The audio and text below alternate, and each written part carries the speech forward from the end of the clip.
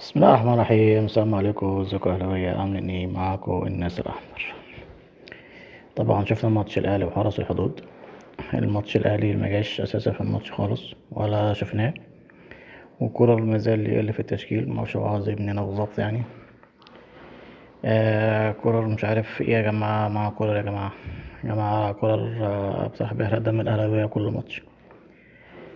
يعني نشوف التشكيل اللي بدأ بيه كولر وهنعرف اللي حصل في المباراة. بس مفيش حاجة حصلت في المباراة أساسا، يعني مفيش حاجة حد ممكن يتكلم فيها يعني. انت اساسا ما جيتش لقاء يا عم كولر، مش عارف ايه، عمال بس تكتب في ورقه وخلاص. حسبي الله ونعم الوكيل. التشكيل الاهلي نزل بيه: شوبير، الدبيس، ربيعة، العش، هاني، عطية، احمد رضا، امام عاشور، حسين الشحات، وسام، وجيرارد ياشار. ده التشكيل نزل بيه الاهلي كولر من ماتش حرس الحدود. طبعا تشكيل يعتبر غريب شوية. يعني احنا يعني الناس بتطالب يلعبوا وسام وبجهار لو ماتش مزنوق وماتش مقفول. انت منزله لنا من اول الماتش، دي حاجة التانية احنا مش عارفين مين المهاجم ومين اللي بيلعب جناح. يعني انت مش عارفين مين فيهم مهاجم ومين فيهم جناح. فدي مشكلة حصلت في النادي الاهلي امبارح، ان احنا يعني كان حسين حد جناح لوحده واما بنص الملعب، فانت مش عارفين انت حاطط جيرارد شاردا اساس ايه واسامه ابو علي اساس ايه، والاتنين بيلعبوا نفس القصة ونفس الحركة ونفس كل حاجة. فدي أول حاجة كولر عملها طبعا امبارح. افرض لا قدر الله واحد فيهم كان انصاب والتاني مثلا تعب مثلا بتاع صغير، طلع منه تنزل من مكان.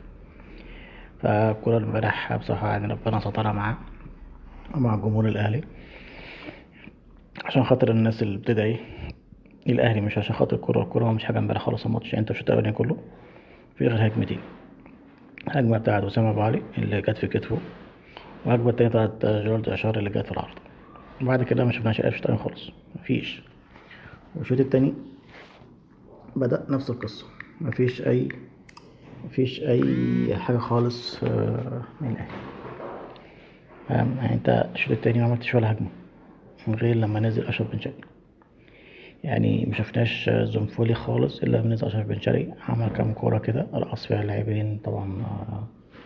لعيب مهاري أشرف بن شرقي، وشات الكورة جون صدها، وعمل اسيست لوسام، وسام طلعها برا أو ملحقهاش، وعمل اسيست لإمام عاشور. طبعا إمام عاشور امبارح طبعا كان نجم الأنانية امبارح، كان أناني جدا امبارح جدا.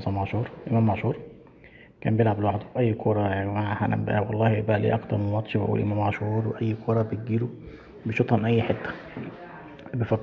ما بيفكرش يباصي لزمايله، ما بيشوفش مين الفاضي ومين اللي هو اللي ممكن يشوط ولا لأ. فدي مشكلة جدا مع إمام عاشور، فلازم إمام عاشور يريح شوية، لازم إمام عاشور يريح شوية. وتعالى بقى للهجمة المرتدة بتاعت حرس الحدود. عملوها كذا مرة، بس الكرة الوحيدة اللي عملوها صح هي بتاعت ممدوح، ده مش عارف اسمه حاجة ممدوح، اللي دخل ورقص كريم الدبيس كالعادة عادي يعني، ودخل على عش ورقصه، والحمد لله هو شاط. يعني احنا نحمد ربنا ان ممدوح ده شاط، لكن لو كان باصاها الواد اللي جاي من ورا كان حطها جول. لكن كويس ان هو عمل الحركة دي وشاط. تاني حاجة طبعا الجون اللي جه أشرف بن شرقي، طبعا ده مجهوده هو الفردي، هو اللي بدأ الهجمة من الأول خالص. هو اللي نزل نص ملعب واستلم وحطها لعمر كمال عبد الواحد، وعمر رفعها وأشرف بن شرقي خد على صدره، حلوة جدا منه بصراحة، وحطها في البعيدة للزنفوري اللي كان عامل فيها امبارح هاني سليمان، وضيع وقت كتير جدا جدا جدا من غير لازمة. انت يعني بتعاقبنا يعني عشان احنا مشيناك يعني زنفوري ولا ايه زنفوري يعني. فالحمد لله الماتش خلص 1-0 بالعافية. انا كنت اتوقع الاهلي الماتش هيخلص الماتش بدري بدري، بس التشكيل الكورة نزله ما عملش اضافة خالص يعني، فقريت يراجع نفسه تاني.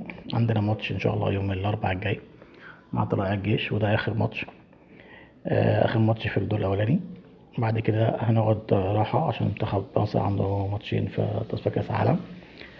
فنعيد حساباتنا بقى، نعيد حساباتنا يا عم كرر، نشوف هنعمل ايه في الدور التاني ومع الهلال السوداني. الهلال السوداني لو كان بيلعب معانا امبارح والهجمات المضادة اللي عملوها طلائع الجيش دي، سوري حرس الحدود، كنا شلنا كتير امبارح يا عم كرر. فيا جماعة الواحد تعب من الكورة بصراحة، كل ماتش كده مفيش ماتش كده يعدي كده بسهولة، لازم يبقى فيه مشكلة. فالحمد لله على الفوز، وربنا يكرم كده بن شرقي كده في اللي جاي كده، وان شاء الله يكون هداف الدوري مع امام عاشور كده ويعملوا حاجة. وامام لازم يقعد مع نفسه شوية ويشوف هو بيلعب ازاي مع مين. يعني انت لما تلعب مع فريق ما تلعبش لوحدك، مش شايف كورة مع امام تيجي تفشيطها، لازم تشوف مين الأحسن ومين الأفضل. انت بنلعب كفريق ما بنلعبش أفراد، فتشوف مين اللي فاضي تديله الكورة، وتشوف مين اللي انت ممكن تشوطها ولا لأ، تشوطها صح ولا غلط. مش أي كورة كده تشوط يا عم. طبعا كان امبارح راجل بطولة كان أشرف بن شرقية يستحقها طبعا، نزل قلب الماتش خالص بصراحة. فلو كان في جبهة تانية الناحية التانية جنبيه مع حسين الشحات مثلا ولا طاهر رجع بالسلامة، هنعمل جبهتين كويسين إن شاء الله. فده كل حاجة في ماتش الأهلي ما جاش ماتش امبارح، بس الحمد لله كسبنا.